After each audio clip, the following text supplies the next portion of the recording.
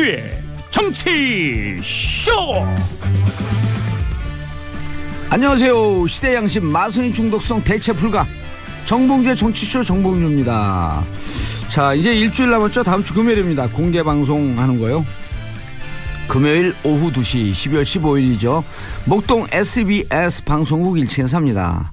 자, 문자나 홈페이지 게시판으로 신청받습니다. 문자 샵 1035. 정봉주와 친구들, 주진우 기자, 김영민 PD, 안민석 의원과 함께하는 와일드쇼 2017년 마지막 공개방송입니다. 어서 신청해 주시기 바라겠습니다. 103.5MHz 러브 FM, 우리들의 영원한 친구 스폰서. 저는 광고 듣고 오겠습니다. 정봉주의 정치쇼 토요일 1부 순서 들어가겠습니다. 뉴스보다 영화, 뉴스보다 떠오른 영화 이야기, 영화보다 떠오른 정치 이야기, 뉴스보다 영화, 정치쇼 맞춤 영화 평론가 오동지는 영화 평론가 아싸 가오리. 오늘 못 맞췄네 또. 가오리를 할 때가 있고 안 할 때가 있고 그래요. 내 맘. 영어로 내 맘을 뭐라는 줄 알아요? 영어로 It's my mom. 영화 많이 보셨어요? 못 봤어요. 요즘 바쁘시죠? 네. 기억의 밤? 네. 그거 무서워서 못 볼 것 같아.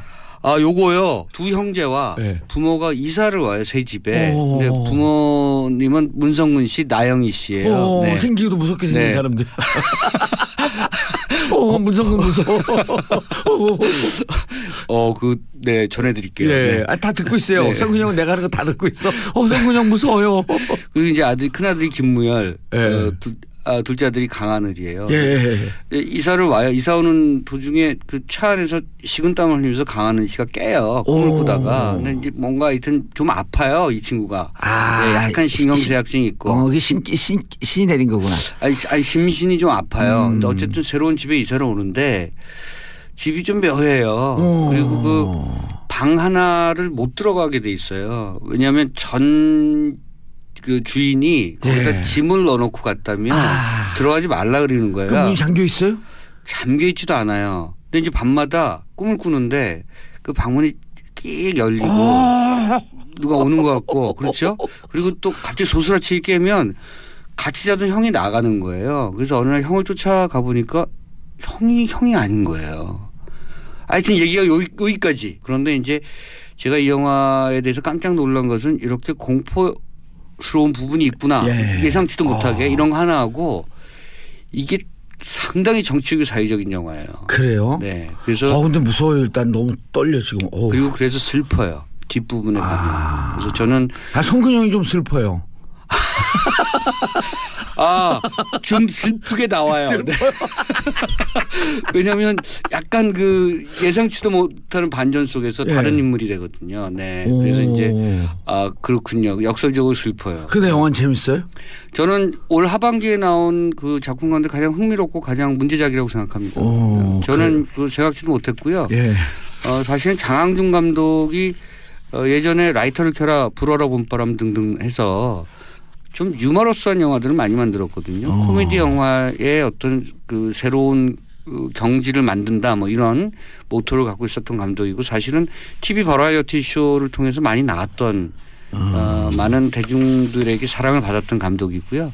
라디오 쇼에서도 사실은 입담이 좋아서 인기가 참 좋죠. 그리고 TV 드라마 예를 들어서 시그널 같은 조진웅 씨 나왔던 이재훈 씨하고 나왔던 이렇게 시대가 그 교차되는 시대가 이렇게 통신되는 그런 내용의 드라마였었죠. 그러니까 그 드라마의 초기 연출도 했었고 재능이 굉장히 많은 그런 감독인데요. 드라마 사인도 했었네요. 네.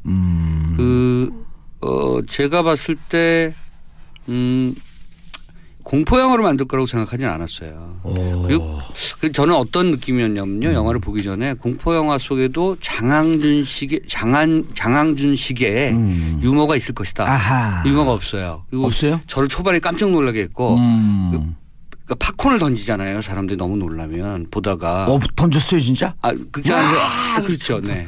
커피 저 코카콜라 던져서 뒤집어 쓴 적 있어요 저는. 그렇죠. 그러니까 앞에 상당히 그 괴기스럽고 공포스러운 공포 장르를 넣었다가 뒷부분에는 사실 미스테리로 바뀌면서 정치적이고 사회적인 드라마로 바뀌는 거죠. 이게 시점이 이 강하늘 씨가 시기를 착각해요. 지금 그러니까 머릿속이 잘못돼 있단 말이죠. 그러니까 기억의 밤, 기억을 못 하는 거잖아요.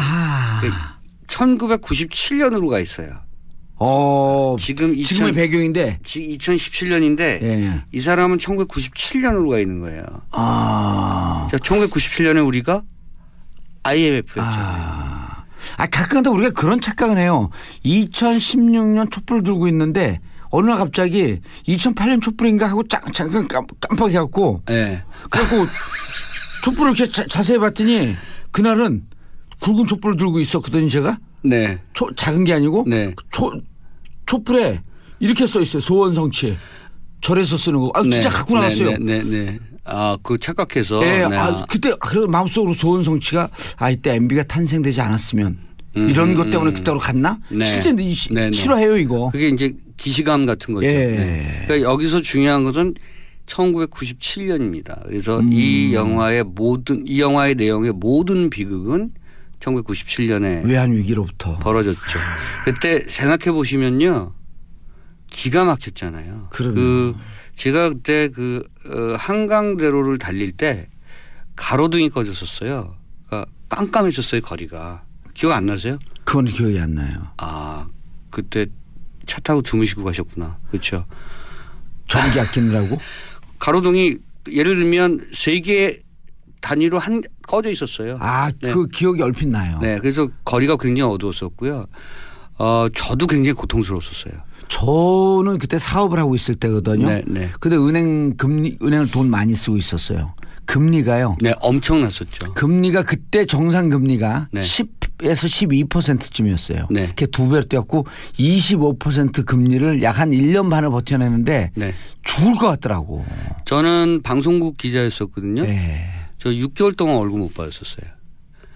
그리고 제가 그래서 그 경험이 1997년의 경험이 어떤 그 인생에 어떤 교훈을 줬냐면, 그러니까 그러니까 샐러리맨이 봉급을 못 받고 견딜 수 있는 한계는 5개월에서 6개월이다. 그러니까 거꾸로 얘기하면 만약에 내가 사업을 했을 경우에 직원들에게 근로자들에게 월급을 예를 들어 3개월 이상 못 주면 회사는 닫아야 된다. 왜냐하면 그만큼 그 노동자들이 고통을 받게 되기 때문에 그러니까 저는 저희 기준이 6개월, 그러니까 개인적으로 버티는 기준은 6개월. 6개월은 어떻게든 뭐 예를 들어서 뭐 초기에는 얻어먹고도 다니고 뭐 그렇게 하지만 6개월까지 못 버티거든요. 제가 한 가지 더 말씀드리면 그 보도 기자들은 또 뭐 편집국 기자들도 마찬가지인데 선후배 간에 그런 불문율 같은 게 있어서 후배들이 밥값 못 내게 하잖아요. 근데 이제 밥값이 없으니까 후배들이 밥 먹으러 가자 그러면 밥을 먹었다고 하거나 약속이 있다고 하거나 요랬던 기억이 제가 맞아요. 굉장히 아픈 기억이었어요. 저는 사실은 이게 1980년대에 그 수많은 일을 겪었던 것보다 더 사실은 내상이 많았고 정신적 트라우마가 많았던, 왜냐하면 궁핍해진다고 하는 것이, 그리고 미래 사회에 대한 그 계획을 세울 수 없다는 그 불안증이라고 하는 것이 얼마나 많은 이후에 많은 어떤 정신적인 그런 것들을 겪게 만드는지 저는 아직도 불안증이 있거든요. 제가 예를 들어서 뭐 내년에 어떻게 될지 내후년에 어떻게 될지 불안증이 있는데 그게 1997년에 배태됐던 것 같아요. 그러면서 공황장애가 오는 거 아니에요. 그렇죠. 앞날에 대한 불안감. 네네. 올해 99년생들이 그 대학교 입시를 받잖아요. 네. 99년생들이 IMF 직후 제일 사회가 어려웠을 때 태어나서. 그렇죠. 네. 그러니까 아주 그냥 뭐랄까 DNA상에 박혀 있는 부분이 있는 거죠. 그리고 자기들이 촛불을 들어서 정권을 대통령도 끌어냈고 네네네. 심지어는 수능까지 일주일 연기시켜버린. 그렇구나. 그 세대예요. 여러 가지 사연이 많은 세대네요. 그거를 자기들이 올렸더라고. 네. 그러면서 너무 불행한 세대인데 우리가 자신감을 갖자. 네네. 촛불을 들어서 정권도 바뀌었고 아무도 하지 못했던 수능도 일주일 연기시키지 않았냐. 네네.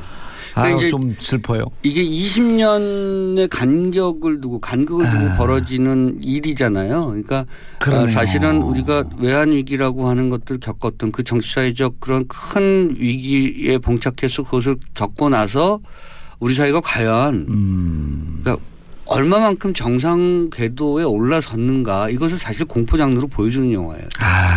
저는 보고 싶어요. 저는 그래서 장항준 감독이 대단히 명민하게 지금의 시대를 되짚고 있다. 과연 우리는 지금 돌아왔는가? 그 일상 97년로부터. 네. 그러니까 이 탈선된 기차가 다시 정상의 궤도로 올라서서 달리고 있는가? 정말 정상적으로 지금 제대로 달리고 있는가? 이런 부분들을 되짚고 있는 거죠. 근데 영화를 보고 있으면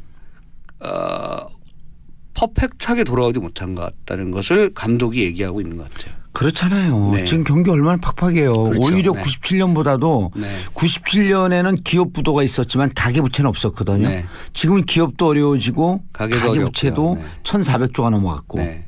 항상 그 경제는 전 정부로부터 이어받는 거니까요. 예를 들면 지금 트럼프 시대에 미국 경제가 좀 좋아졌다고 하지만 그것은 오바마가 만든 거잖아요. 그러니까 지금 예를 들어서 새로운 정부에서 경기가 어렵다는 것은 아마 지난 4년이나 지난 9년 동안에 여러 가지 적폐들 여러 가지 경제적 문제들이 지금 와서 노골화되고 있는 것이 아닌가 생각하고 이것이 극복되기까지는 한 1, 2년 걸릴 것이고 3, 4년 걸릴 것인데 이 영화 기억의 밤이 그것을 다시 한번 기억하게 만드는 작품이라고 생각하고요. 저는 장항준 감독이 오랜만에 문제작을 내놨다고 생각합니다. 예. 네. 그전에 문제작을 안 내놨다는 뜻이요? 그렇게 말씀하실 줄 알았어요. 네. 장항준 감독하고 누가 선배예요? 제가 이제 한참 위죠. 한참 위에요. 네. 장항준 감독한테 얘기해 줘야겠다. 아니 저 가깝습니다. 네. 그래서 가깝기 때문에 원래 가까운 사람한테 뒷박 맞아요. 정확히 말씀하셨는데 이 영화가 약간 뒤통수 맞는 기분이에요. 공포 영화 뭐 이게 무슨 얘기지 하다가 이런 우리가 슬픈 20년의 역사를 갖고 있구나라고 하는. 네. 이 97년 위 외환위기로부터 우리 사회가 정상으로 돌아온 것 같아? 아니다. No. 우리에겐 뭔가 그런 유령, 유령 같은 뭔가의 존재가 배회하고 있거나 등등. 아직도 그때의 망령이 계속되고 있다. 않고 있다. 네. 예. 그리고 강하늘, 김무열 씨가 원래 연기를 굉장히 잘하는 친구들이에요. 김무열 씨도 이렇게 둘 다 반전에 반전을 거듭하는 캐릭터거든요. 근데 계속 오버랩되는 어떤 그런 자기 역할들을 너무나 스무드하게 잘 넘어가요. 그러니까 김무열은 놀랄만한 어떤 최후의 반전이 있습니다. 그래서 영화는 상당히 슬프고요. 그리고 비극이고. 그래서 좀 어둡지만 여러분들께 꼭 지금의 시대를 한번 되짚어 본다는 의미에서 정봉주 쇼의 청취자라면 이 영화를 봐야 된다는 생각을 저는 꼭 하고 있습니다. 강하늘 씨가 지금 생각해 보니까 세시봉에서 윤형주 분으로 나왔네요. 네네. 잘생긴. 약간 고분위기잖아요. 약간 귀티나고 약간 네네. 도회적으로. 그리고 목소리도 좀 약간 여성적이고. 알겠습니다. 네. 기억의 밤. 기억의 밤. 97년도를 기억해봐라. 네. 과연 우리는 그것으로부터 다시 현실로 돌아왔는가. 97년도에 과연 무슨 일이 있었고 그것이 지금까지 어떤 영향을 미치고 있는가. 뭐 이런 거죠. 그리고 97년 그때부터 본격적으로 사회 양극화가 시작되는 시점이거든요. 그렇죠. 네. 그리고 신자유주의가 마지막 신자유주의가 이제 마지막 정점을 찍을 그렇죠. 때. 네. 알겠습니다. 자, 두 번째 영화. 이거는 저 굉장히 단순한 의미로 선택했습니다. 이게 2006년작인데요. 약 10년 전 영화인데. 지금 개봉하는 영화는 아니죠? 아니죠. 네. VOD나 IPTV로 충분히 찾아보실 수 있는. 그리고 보고 싶어요. 나름 재밌어요.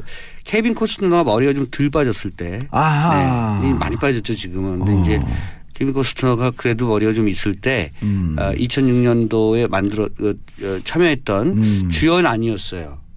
케빈 코스트너가 이때부터 좀 조연으로 빠지기 시작했는데요. 애쉬튼 커처가 주연인 가디언입니다. 구조대원 얘기예요.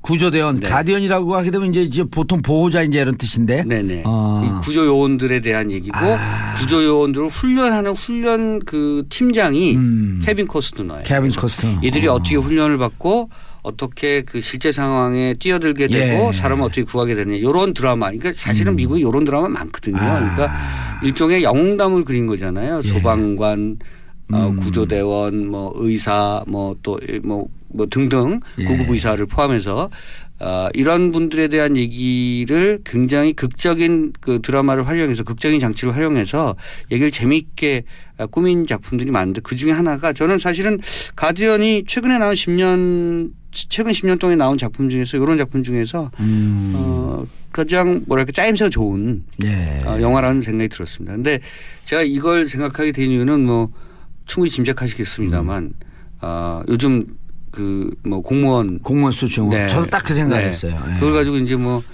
찬성 반대가 많고 근데 늘 뉴스를 보면 요즘 이번에 그 낚싯배 사고를 포함해서 여러 사고가 있을 때마다 늘 부족한 게 이런 공무원분들 아니겠습니까? 뭐 구급 요원들 정말 부족하고. 그 이번에 공무원 수 증원 문제 갖고 그 국회에서 예산안 갖고 이제 회의록 보면은 이낙연 총리한테 야당 의원이 이렇게 얘기해요. 공무원 늘리지 말라니까요. 그러니까 이낙연 총리가 이렇게 얘기합니다. 공무원 아니고요. 소방관, 경찰관, 택배원입니다. 공무원 넣지 말라니까요. 아 소방관, 택배원, 경찰입니다. 이 말이 계속 반복이 돼요. 그러면서 이번에 그렇죠. 그러니까 이번에 그 서로 사실 공무원은 행정공무원 늘리지 말라고 하는 거고 또 정부에서는 무슨 얘기입니까? 사무직 공무원 한 명도 없어요. 9,500명이 다 현장 생활과 안전과 연루된 공무원입니다. 하는데 이제 그것을 정부안이 2,000몇 명이었다 줄이고 9천 몇 명이 되었죠. 제가 하나 여쭤보고 싶은 게 있어요. 거꾸로. 그러니까 이렇게 어쨌든 공무원 수든 이게 뭐 소방관 구조대원 수든 어쨌든 이런 수를 늘리는 것은 저는 예전 루즈벨트의 뉴딜 정책 같은 거 아니겠습니까? 그렇죠. 그런 거죠. 이쪽이 늘어나면 고용 효과가 창출되고 그러면 낙수 효과가 발생하는 건데 왜 반대를 하는 보수 쪽에서는 작은 정부 지향이잖아요. 정부의 그 기업이 늘려야 된다. 그리고 민간에서 일자리가 하는 것은 민간에서 늘려야 된다. 그러니까 안전 요원이 필요하고 그다음에 민간에서 일자리 늘리기 위한 마중물로서 역할을 좀 하자. 그래서 총 중앙직과 지방직까지 다 하게 되면 올해 내년에 늘어나는 공무원 수가 24,475명이에요. 예. 왜냐하면 중앙직이 그 9,500명, 지방직이 약 한 14,000명쯤 해갖고 24,475명. 이런 숫자를 정확하게 하는 진행자가 별로 없어요. 그 원고도 없이. 원고가 어디 있어요? 원고는 우리가 원고하면 재판장처럼 느껴요. 원고 피고. 이게 문제야. 다 좋다가. 우리 법정 드라마 좋아해요. 어쨌든 제 주변에 그 젊은 친구들 제가 가르친 제자들도 그렇고요. 뭐 지금 일자리 때문에 굉장히 고민하는데 좀 이렇게 좀 확충시켜주는 게 저는 굉장히 바람직하다고 생각하고. 사회적 대타협을 좀 했으면 좋겠는데 어쨌든 그래서 가디언이 영화는 약간 영웅담스럽게 그려내는. 왜냐하면 이게 2005년에 그 허리케인 카트리나가 강타했을 때요. 맞아요.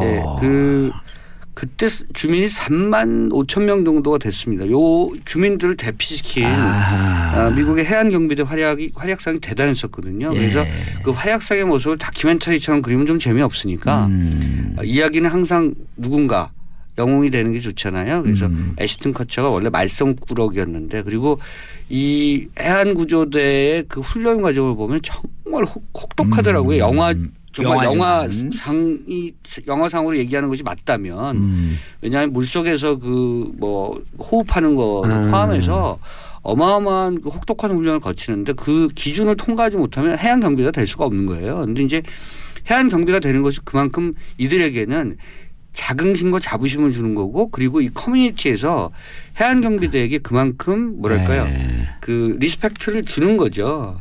존중을 해 주는 거예요. 그런데 저는 영화를 보면서 우리 같은 경우는 사실 박봉에 온갖 그 사무 업무에 사실은 훈련에 따른 여러 가지 경무에 시설도 좀 부족하고 굉장히 대비되는 고무장갑 끼고 불을 끌어 들어가는. 그러니까 이제 이런 부분들은 가디언이라는 영화를 보면 좀 비교가 돼서 이게 영화긴 하지만 어쨌든 많은 부분을 팩트 체크를 하고 시나리오를 만들지 않았겠습니까? 그럼요. 아마 요즘에 이런 논란이 있을 때 저는 TV나 케이블 TV에서 한 번쯤 방영할 만한 그런 작품이고 많은 분들이 한번 찾아보실 만한 작품이다. 그래서 왜 이런 사람들이 우리 사회에서 필요한가. 그리고 그러니까 원래 지금 워낙 재난이 많은 시기니까 이럴 때 우리가 이런 분들을 많이 사전에 양성해서 대비하는 것이 얼마나 그 중요한 일인가 이런 것들 좀 깨달을 수 있는 그런 작품입니다. 2001년도에 9.11 그 참사 났을 때 많은 소방관들이 그 무너지는 그 쌍둥이 빌딩 안으로 들어갔잖아요. 그렇죠. 그때 그 소방관의 구호가 이겁니다.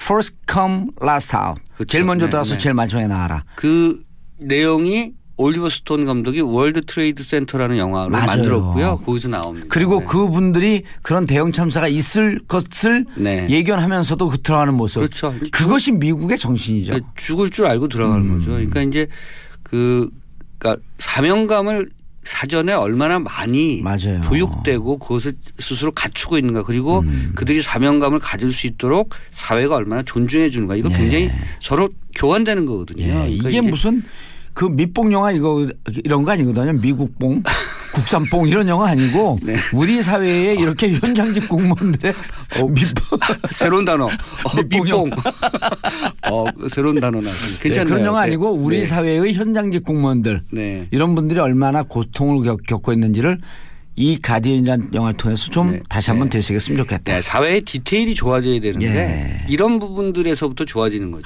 경찰, 그렇죠. 소방관, 구조대원, 의료진 뭐 이런 부분들이 좋아져야 사회 복지 시스템이라고 하는 것들이 그 하드웨어가 갖춰지는 거잖아요. 그러니까 사회 디테일이 좋아져야 된다. 말 멋졌어요. 네. 정치적 용어로 이렇게 합니다. 실핏줄이 건강해야 인간이 건강하다. 그게 더 좋네. 밑봉보다 낫네. 밑봉 약간 욕 같았어. 제가 나중에 한번 써먹을게요. 요거 밑봉 영화입니다. 뭐 이러면서. 예, 알겠습니다. 네. 자, 오동진 평론가님. 토요일 1부 순서 감사하고요. 인사하시고요. 다음 주에 뵙겠습니다. 예, 저는 97년 IMF 때죠. 이때 발매된 노래 듣습니다. 델리 스파이스의 차우차우 듣고 2부로 다시 돌아오겠습니다. 채널 고정하소서.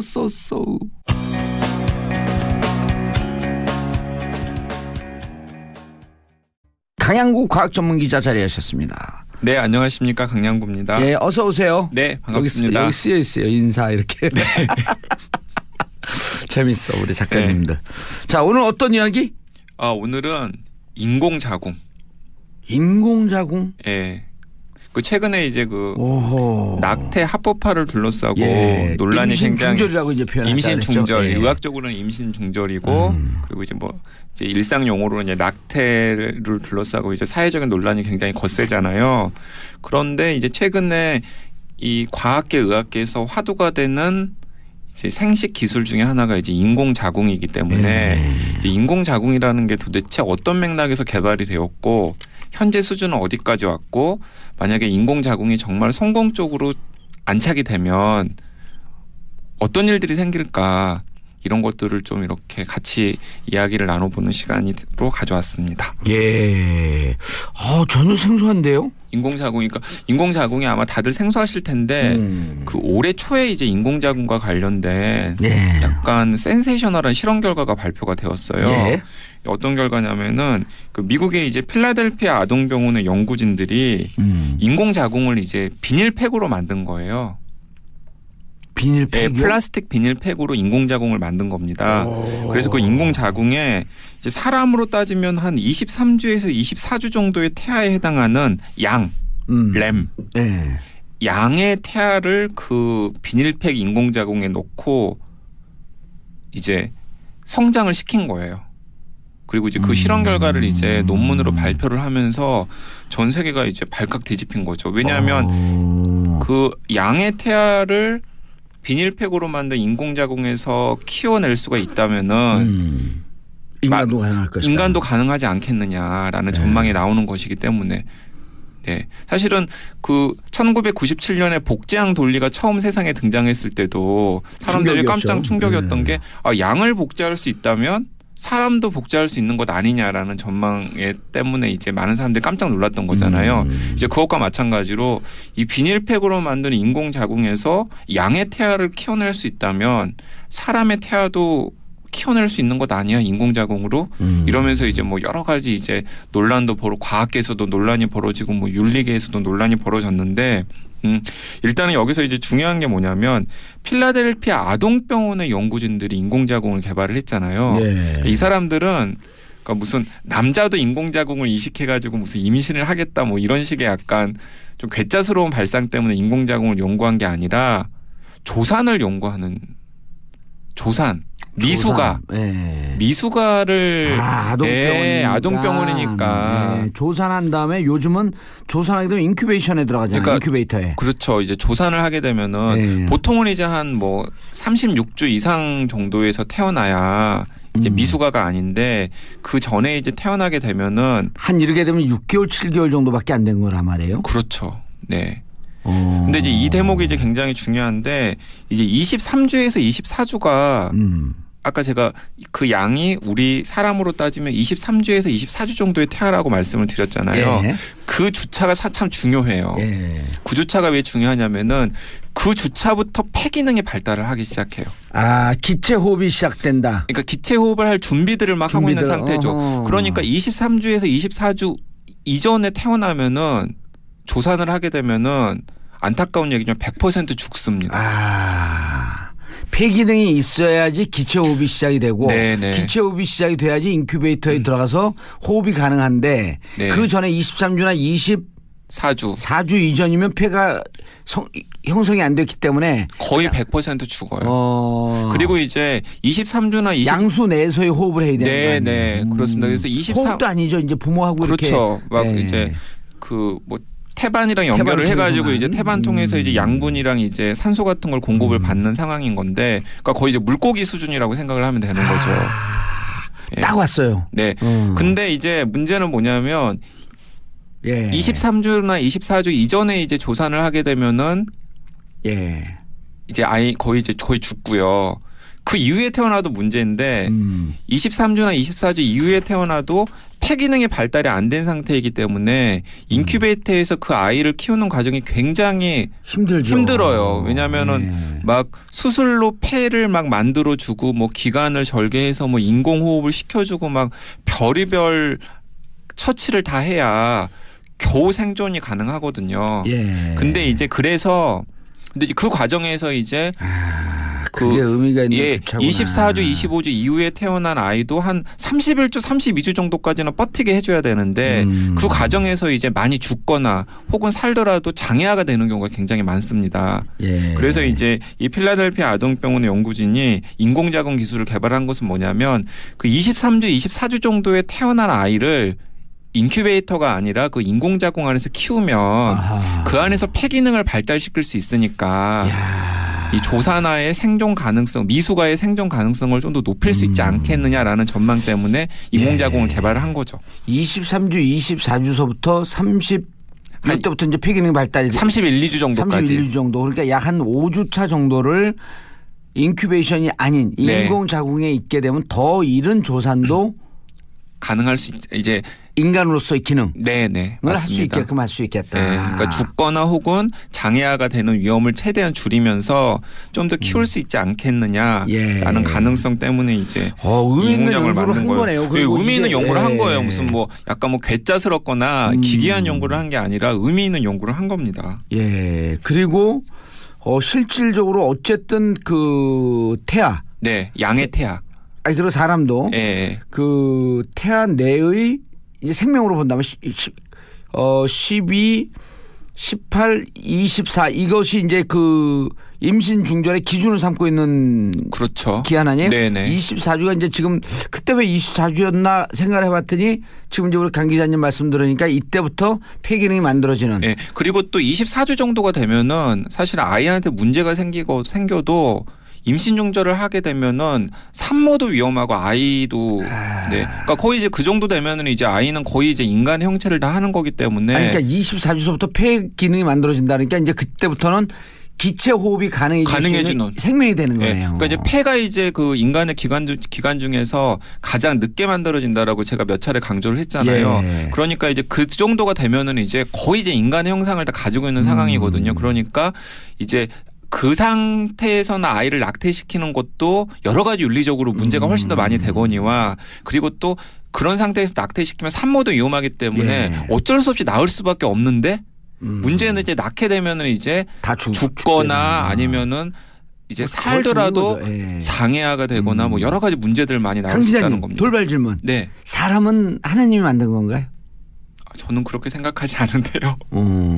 사람은 사람은 저기죠. 사람은 저 엄마 아빠의 정자와 난자가 만들어서 만들어진 거죠. 근데 그 전에 이제 태초에.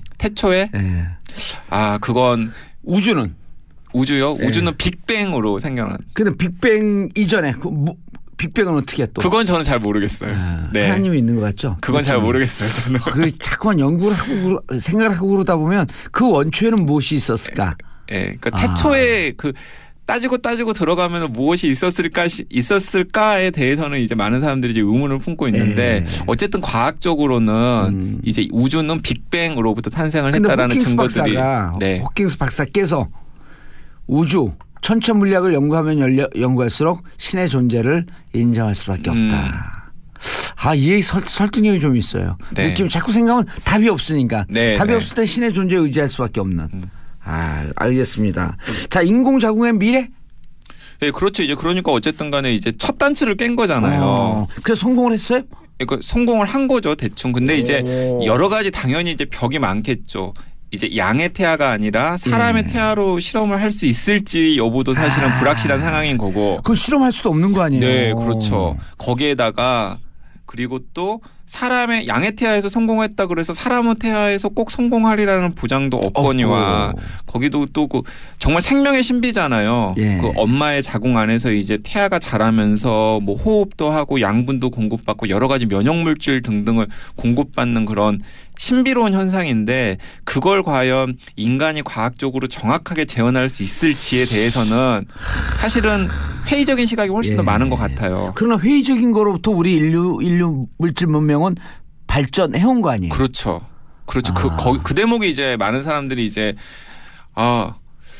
지금은 회의적이지만은 사실은 그걸 위해서 과학이 가능하게 만들어 왔기 때문에 정말 앞으로 몇십 년 후에는 진짜로 인공자궁에서 아이를 키우는 게 가능해질 수도 있겠다라는 이제 전망이 나오는 것도 그 때문입니다. 저는 희망적이에요. 이제 이를테면 예를 들어 전문 방송인들 입장에서는 정치인 정봉주가 방송을 잘 할 수 있을까?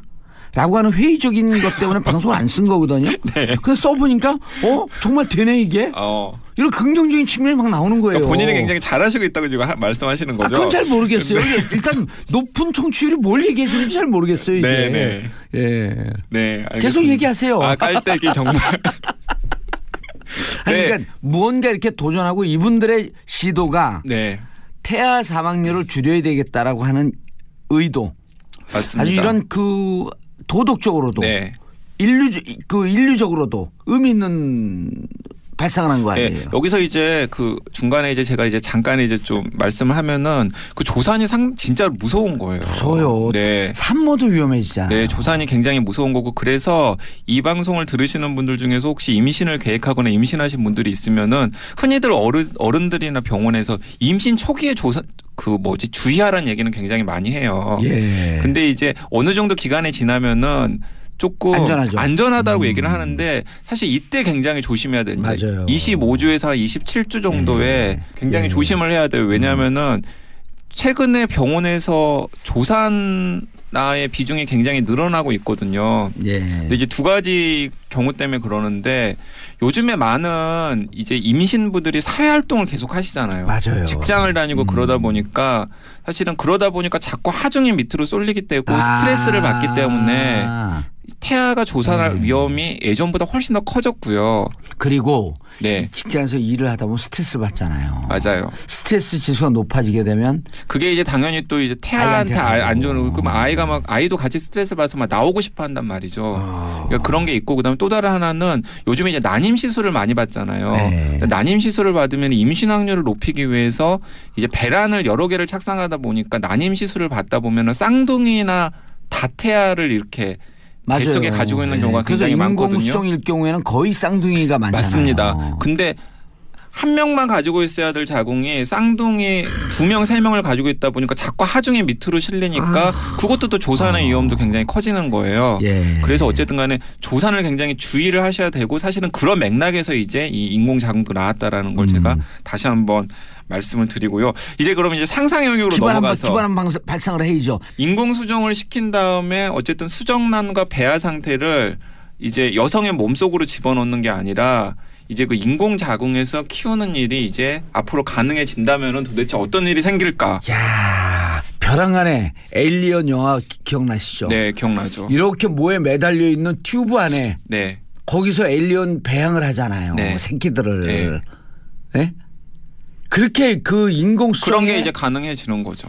근데 이제 그런 영화 같은 일이 가능해지면은 여기서 이제 문제가 되는 게 여성한테는 도움이 되는 일일까? 여성이 임신으로부터 해방될까? 임신으로부터 해방될까? 어떻게 될 것 같으세요? 전 잘 모르겠어요. 전 과학자가 아니기 때문에. 예. 그러니까 이제 이걸 가지고 이제 여러 과학자가 아니라 방송자가 아니라. 일단은 그 부모가 되는 데 대한 장벽은 훨씬 굉장히 낮아질 것 같아요.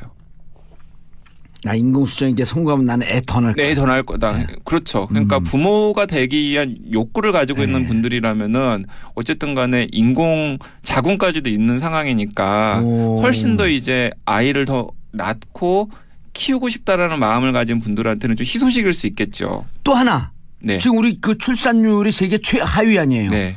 인구 절벽. 네. 그리고 이게 뭐 그 22세기 지나가면 대한민국이라고 하는 나라가 없을 수 있다라고 하니까 국가가 네. 미래 플랜으로 난자하고 정자를 받아서 국가가 부모인 애가 나오는 거예요. 그게 이제 그 올더스 헉슬리의 그 디스토피아 소설의 멋진 신세계에서 이제 나온 발상이잖아요. 난 책을 안 보고도 이런 발상 어떻게 할 수 있을까? 근데 이제 그게 과연 행복한 사회냐는 거죠. 국가가 아이가 필요하기 때문에 아니죠. 이런 거죠. 예를 들어 그 강양구 기자와 A라고 하는 여성이 사는데 네. 결혼하기도 힘들고 여러 가지로 힘들고 그러니까 국가가 하고 계약을 맺는 거예요. 네. 자, 우리의 아이다. 우리의 난자와 정자를 주겠다. 다만 나서 기르는 모든 비용은 국가가 대라. 나는 부모로서의 권리, 난자와 정자를 줬기 때문에 부모로서의 권리를 향유할 뿐 의무는 국가가 져라. 이런 네. 국가와 계약관계 형성이 될 수 있을 거 아니에요. 근데 이제 그게 어떤 사람들한테는 이제 국가가 이제 그 필요한 노동력을 이제 충당하기 위해서 이제 계획적으로 이제 아이를 계획 출산을 해서 키우는 그런 약간의 그런 좀 무섭죠. 네, 무서운. 왠지 동물농장. 네, 맞습니다. 1984 뭐 이런 느낌 이런 느낌을 주는. 전체주의 국가의 탄생. 네, 일단 그런 게 하나가 있고요. 그다음 또 다른 하나는 이제 과연 여성이 출산으로부터 해방될 것인가를 놓고서도 여러 가지 논란이 있는데 한편으로는 이제 인공자궁이 있기 때문에 여성들이 이제 출산의 고통으로부터 해방될 수 있을 것이라는 기술적 전망이 나오는 것도 사실이지만은 예를 들어 이런 것도 있는 거죠. 그러니까 자기는 그냥 예를 들어 직장을 다녀요. 여기 SBS가 있는데 SBS에 이제 여성 PD들이나 여성 기자들 많이 있잖아요. 예. 아니면 근데 이제 여성 작가분들 여성 작가들. 예. 근데 여성 PD나 여성 기자나 여성 작가가 이제 나는 이제 아이를 임신했기 때문에 출산 휴가를 내야 됩니다. 휴직을 해야 됩니다라고 회사에 얘기를 하는 거예요. 근데 회사에서 왜 너는 인공수정을 안 했어? 왜 그럼 인공자궁에서 안 키워? 그거 허락 못 해줘. 인공자궁에서 그냥 키워. 그런 출산 휴가 그런 육아휴직 못 해줘. 우리 회사의 생산성을 떨어뜨리는 거기 때문에. 그러니까 회사 입사할 때 계약을 그런 임신을 인공 자궁으로만 아니 그런 식의 이제 얘기를 할 수도 있고요. 그다음에 또 이런 거죠. 저출산이 막 국가적인 문제가 됐는데 예를 들어서 이제 나는 별로 엄마가 되기 싫단 말이에요. 부모가 되기 싫은 사람들이 있을 수 있잖아요. 예, 그런 사람이 있을 수 있잖아요. 그런데 사회적으로 지탄을 받는 거예요. 너 왜 부모가 안 되냐? 근데 요즘에는 이제 그런 거잖아요. 요즘에 나 정자에 문제가 있어요. 아니면은 자궁에 문제가 있어요. 여러 가지 핑계를 댈 수 있잖아요. No problem. 그런데 이제 다 해결할 수 있어. 그렇기 때문에 이제 부모가 안 되는 사람들 알겠습니다. 혹은 엄마가 안 되는 사람들에게 낙인이 찍힐 수도 있고. 예. 이 얘기를 갖고 그냥 한 10시간 할 수 있을 것 같아요. 네. 상상력으로. 그러니까 이제 여기서 이제 제가 강조하고 싶은 것은 인공자궁이라는 기술이 어떤 식으로 활용될지가 또 결국에는 모르지만 사회 문화, 정치 사회 문화적인 그런 인식과 긴밀하게 연관이 있다라는 겁니다. 적어도 정치인들은 이런 인공자궁이 가능한 시대로 오고 있기 때문에 미래의 현재의 어떠한 정책, 여성 정책을 취할 것인가라고 하는 것을 고민해봐라. 네. 그런데 이 뛰어난 기술인데 왜 생리통약은 개발을 못한대요? 그러니까 그게 이제 제가 이제 또 방송 마무리하기 전에 던지고 싶은 얘기인데 여성분들을 해방시켜야 될 거예요. 제가 여성들을 얘기하면서 인공자궁 이런 얘기를 하면은 코웃음을 쳐요. 아니 우리가 지금 세상의 절반이 한 달에 한 번씩 겪는 생리통약도 개발을 못하고 있는 상황에서 무슨 얼어 죽을 인공자궁 타령이냐. 아니 생리통에는 땡땡땡 이런 광고 하잖아요. 근데 그 땡땡땡은 사실은 생리통을 전담하는 치료약이 아니라 소염 진통제인 거죠. 진통제예요. 소염 진통제. 그것도 거기에 소염 성분이 들어가 있기 때문에 몸에 굉장히 부하를 주거든요. 네. 그런데 왜 그러면은 생리통 이렇게 막 뭐 달에도 가고 막 과학 기술이 막 휘황찬란하게 발전하는데 생리통 약을 개발을 못했을까? 많은 사람들이 그 중요한 이유 중에 하나로 과학계나 의학계에 여성들이 별로 없었잖아요, 여태까지. 그런 거예요? 네. 그러니까 사실은 관심을 거기로 두지 않는 거죠. 제가 쇼킹한 역사적인 사실을 얘기를 해보면은 20세기 초반까지 그러니까 1930년대까지만 하더라도 의학계, 과학계 대부분의 정설이 무엇이었냐면 생리통을 뭐라고 설명을 했었냐면은 생리할 때마다 임신을 하지 않는 여성에게 주어지는 형벌이라고. 야, 그건 좀 그런 말을 누가 이제 그 사람들 다시 역사에서 다시 소환해갖고 처벌해야 돼. 그래서 이제 생리통이 너무나 자연스러운 현상이다라는 게 나온 게 1930년대 이후부터라는 거죠. 관심 가지면 해결될 수 있겠다. 그렇죠. 저는 이게 관심의 문제고 인식의 문제고 그다음에 양성평등의 문제고 그리고 과학이나 의학계에서 여성들이 얼마나 목소리를 낼 수 있느냐의 문제와 직결되는 것이라고 생각을 합니다. 여성 권리의 문제고. 네. 또 그 연장선상에서 보면은 만약에 여성들이 과학계나 의학계에서 좀 더 큰 목소리를 낸다면은 인공자궁이 아니라 좀 더 양성평등 혹은 여성 해방에 훨씬 더 부합하는 어떤 테크놀로지 기술이 개발될 가능성도 지금 저희는 잘 모르지만 생길 수도 있을 거라고 생각을 합니다. 인간 윤리에 기초한. 네. 알겠습니다. 오늘 너무 맨날 주제가 재밌어요. 강양구 과학전문기자님 인사하시고요. 네, 감사합니다. 예, 즐거운 토요일 보내시고요. 악동 뮤지션의 오랜 날 오랜 밤 들으면서 저는 월요일 10시 5분에 다시 찾아뵙겠습니다. 평화를 사랑하는 국민 여러분, 땡큐 피스 코리아.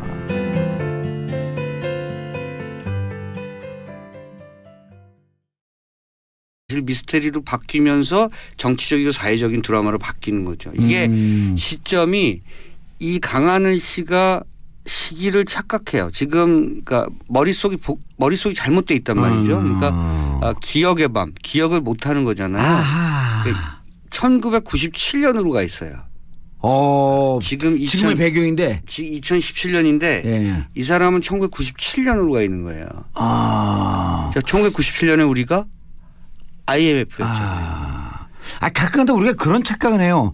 2016년 촛불을 들고 있는데 어느 날 갑자기 2008년 촛불인가 하고 잠깐 깜빡해갖고 그래갖고 촛불을 이렇게 자세히 봤더니 그날은 굵은 촛불을 들고 있었거든요. 제가 작은 게 아니고 촛불에 이렇게 써 있어요. 소원성취 절에서 쓰는 거. 진짜 갖고 나왔어요. 그 착각해서. 그때 마음속으로 소원성취가 이때 MB가 탄생되지 않았으면 이런 것 때문에 그때로 갔나? 실제 싫어해요 이거. 그게 이제 기시감 같은 거죠. 그러니까 여기서 중요한 것은 1997년입니다. 그래서 이 영화의 내용의 모든 비극은 1997년에 외환 위기로부터 벌어졌죠. 그때 생각해 보시면요, 기가 막혔잖아요. 제가 그때 한강대로를 달릴 때 가로등이 꺼졌었어요. 그러니까 깜깜해졌어요, 거리가. 기억 안 나세요? 그건 기억이 안 나요. 그때 차 타고 주무시고 가셨구나. 그렇죠. 전기 아끼느라고? 가로등이 예를 들면 3개 단위로 꺼져 있었어요. 그 기억이 얼핏 나요. 네, 그래서 거리가 굉장히 어두웠었고요. 저도 굉장히 고통스러웠었어요. 저는 그때 사업을 하고 있을 때거든요. 근데 은행을 돈 많이 쓰고 있었어요. 금리가요. 엄청났었죠. 금리가 그때 정상 금리가 10에서 12%쯤이었어요. 그게 2배로 뛰었고 25% 금리를 약 한 1년 반을 버텨내는데 죽을 것 같더라고. 저는 방송국 기자였었거든요. 저 6개월 동안 월급 못 받았었어요. 그리고 제가 그래서 그 경험이 1997년의 경험이 어떤 그 인생에 어떤 교훈을 줬냐면, 그러니까 그러니까 셀러리맨이 봉급을 못 받고 견딜 수 있는 한계는 5개월에서 6개월이다. 그러니까 거꾸로 얘기하면 만약에 내가 사업이 있지도 않아요. 근데 이제 밤마다 꿈을 꾸는데 그 방문이 끼익 열리고 누가 오는 것 같고, 그렇죠? 그리고 또 갑자기 소스라치게 깨면 같이 자던 형이 나가는 거예요. 그래서 어느 날 형을 쫓아가 보니까 형이 아닌 거예요. 하여튼 얘기가 여기까지. 그런데 이제 제가 이 영화에 대해서 깜짝 놀란 것은 이렇게 공포스러운 부분이 있구나. 예상치도 못하게 이런 거 하나 하고 이게 상당히 정치적이고 사회적인 영화예요. 그래요? 네. 그래서 근데 무서워요. 일단 너무 떨려 지금. 그리고 그래서 슬퍼요. 뒷부분에 가면. 그래서 저는 성근형이 좀 슬퍼요. 좀 슬프게 나와요. 네. 왜냐하면 약간 그 예상치도 못하는 반전 속에서 다른 인물이 되거든요. 네. 그래서 이제 그렇군요. 역설적으로 슬퍼요. 근데 영화는 재밌어요? 저는 올 하반기에 나온 그 작품 가운데 가장 흥미롭고 가장 문제작이라고 생각합니다. 저는 그 생각지도 못했고요. 사실은 장항준 감독이 예전에 라이터를 켜라, 불어라 봄바람 등등 해서 좀 유머러스한 영화들을 많이 만들었거든요. 코미디 영화의 어떤 그 새로운 경지를 만든다 뭐 이런 모토를 갖고 있었던 감독이고 사실은 TV 버라이어티 쇼를 통해서 많이 나왔던 많은 대중들에게 사랑을 받았던 감독이고요. 라디오 쇼에서도 사실은 입담이 좋아서 인기가 참 좋죠. 그리고 TV 드라마 예를 들어서 시그널 같은 조진웅 씨 나왔던 이재훈 씨하고 나왔던 이렇게 시대가 그 교차되는 시대가 이렇게 통신되는 그런 내용의 드라마였었죠. 그러니까 그 드라마의 초기 연출도 했었고 재능이 굉장히 많은 그런 감독인데요. 드라마 사인도 했었네요. 네. 제가 봤을 때 공포 영화를 만들 거라고 생각하진 않았어요. 그리고 저는 어떤 느낌이었냐면요. 영화를 보기 전에 공포 영화 속에도 장항준식의 유머가 있을 것이다. 유머가 없어요. 그리고 없어요? 저를 초반에 깜짝 놀라게 했고 그러니까 팝콘을 던지잖아요. 사람들이 너무 놀라면 보다가. 던졌어요 진짜? 그렇죠. 네. 커피 저 코카콜라 던져서 뒤집어 쓴 적 있어요 저는. 그렇죠. 그러니까 앞에 상당히 그 괴기스럽고 공포스러운 공포 장르를 넣었다가 뒷부분에는 사실 보고 싶어요 저는. 저는 그래서 장항준 감독이 대단히 명민하게 지금의 시대를 되짚고 있다. 과연 우리는 지금 돌아왔는가? 그 일상 97년로부터. 그러니까 이 탈선된 기차가 다시 정상의 그 궤도로 올라서서 달리고 있는가? 정말 정상적으로 지금 제대로 달리고 있는가? 이런 부분들을 되짚고 있는 거죠. 근데 영화를 보고 있으면 퍼펙트하게 돌아오지 못한 것 같다는 것을 감독이 얘기하고 있는 것 같아요. 그렇잖아요. 네. 지금 경기 얼마나 팍팍해요. 그렇죠. 오히려 97년보다도 97년에는 기업 부도가 있었지만 가계부채는 없었거든요. 지금은 기업도 어려워지고 가계부채도 1,400조가 넘어갔고. 항상 그 경제는 전 정부로부터 이어받는 거니까요. 예를 들면 지금 트럼프 시대에 미국 경제가 좀 좋아졌다고 하지만 그것은 오바마가 만든 거잖아요. 그러니까 지금 예를 들어서 새로운 정부에서 경기가 어렵다는 것은 아마 지난 4년이나 지난 9년 동안에 여러 가지 적폐들 여러 가지 경제적 문제들이 지금 와서 노골화되고 있는 것이 아닌가 생각하고 이것이 극복되기까지는 한 1, 2년 걸릴 것이고 3, 4년 걸릴 것인데 이 영화 기억의 밤이 그것을 다시 한번 기억하게 만드는 작품이라고 생각하고요. 저는 장항준 감독이 오랜만에 문제작을 내놨다고 생각합니다. 네. 그전에 문제작을 안 내놨다는 뜻이요? 그렇게 말씀하실 줄 알았어요. 장항준 감독하고 누가 선배예요? 제가 이제 한참 위죠. 한참 위에요. 장항준 감독한테 얘기해 줘야겠다. 아니 저 가깝습니다. 그래서 가깝기 때문에 원래 가까운 사람한테 뒷박 맞아요. 정확히 말씀하셨는데 이 영화가 약간 뒤통수 맞는 기분이에요. 공포 영화 뭐 그래서 이게 무슨 얘기지 하다가 이런 우리가 슬픈 20년의 역사를 갖고 있구나라고 하는. 이 97년 위안위기로부터 우리 사회가 정상으로 돌아온 것 같아? 아니다. No. 우리에겐 뭔가 그런 유령 같은 뭔가의 존재가 배회하고 있거나 등등. 아직도 그때의 망령이 계속되고 있다. 않고 있다. 그리고 강하늘, 김무열 씨가 원래 연기를 굉장히 잘하는 친구들이에요. 김무열 씨도 이렇게 둘 다 반전에 반전을 거듭하는 캐릭터거든요. 근데 계속 그 오버랩되는 어떤 그런 자기 역할들을 너무나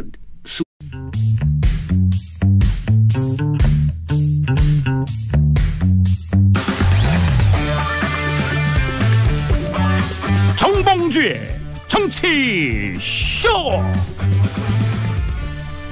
안녕하세요. 시대 양심 마성의 중독성 대체 불가 정봉주의 정치쇼 정봉주입니다.